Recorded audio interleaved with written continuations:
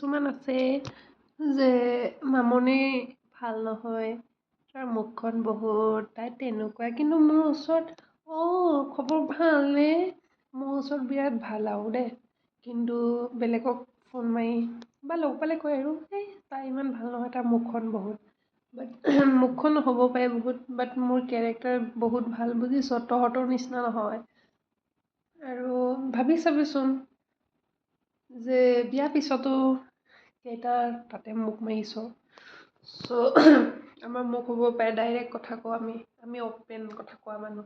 আৰু যদি মোক কোনোবা কিবা ক'ব থাকে ন, ফেচ টু ফেচ আহিবি কেলা, যদি দম আছে। মোৰ আগত বেলেগ, মোৰ পিছত বেলেগ, তেনেকুৱা নকবি। দম আছে যদি ফেচ টু ফেচ কবি আকৌ, মই ভাল নে বেয়া। মইতো জানোৱে মই বেয়া, লোকৰ কাৰণে মোৰ ভাল হ'বও নাই। মই মানে মিঠা মিঠা কথা ক'ব নোৱাৰোঁ, মোৰ যি আছে মই তেনেকুৱাই। মই মানুহৰ নিচিনা জিলাপি পেক দি কথা পাতিব নোৱাৰোঁ, মই তিতাই ভাল। তিতা সকলো ভাল নাপায়, বাট মিঠা ভাল পায়, সেইকাৰণে মিঠাৰ তাতে পৰুৱাবিলাক বেছি যায়।